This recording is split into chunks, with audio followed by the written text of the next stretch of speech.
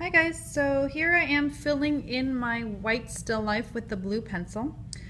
You'll notice that I'm working object by object, and I'm also right-handed, so I usually go left to right just because it's easier. That way I'm not putting my hand into everything I've already done, messing it up. So when I come to a new object, this little cone shape, I'm going to look at it first and I'm going to decide where all my value levels are. Okay, so looking at the little cone in the picture, you'll see the example on the website there.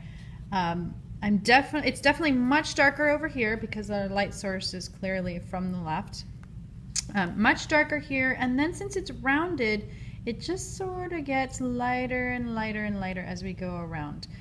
Probably about here is where it starts to lighten up. Okay, and then the very edge on the very far right is actually lighter than the darkest shadow that we have here, right? And we know that from studying value. That's because there's light coming around on the other side behind it too. So I'm going to start by just putting in some value.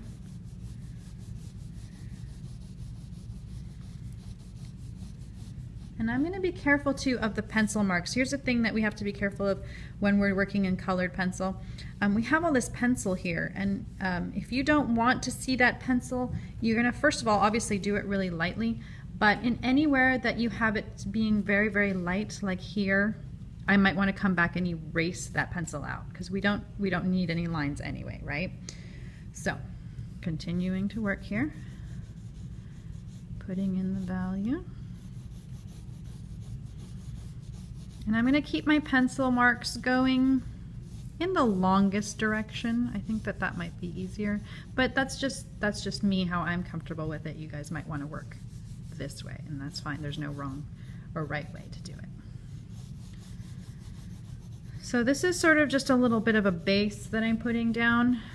I'm definitely going to have to darken all of this up, but when I come over to the lighter side, I need to be more careful. Working very lightly here. Very lightly to slightly darker. Because I want to make sure that I keep my lightest areas pristine. Something like that. So see how I still have color down, but it's not quite committed, right? Okay. Then I can definitely put in some stronger value down here on the edge where it meets the table. Now I know this looks like a line, but it's not really line, it's value, right? Because it's casting a little bit of a shadow on the white underneath. So here's where it's okay to have kind of a thick, in quotes, line, because it will blend out. Now I just come back and keep building up my value as I go.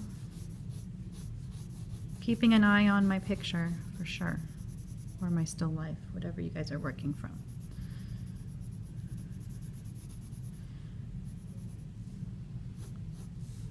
So I'm going to work on this for a while, and then you get to see the final product. Okay, I'm going to make sure that I keep a little bit of white over here. So you got to be really careful and really pay attention to where everything goes. Okay. So I work from light to dark, so I build up my darks, right? I didn't come in here and just start scribbling really dark, right? So I'm building it up. So that's the #1 trick, okay? All right, see you when I'm done.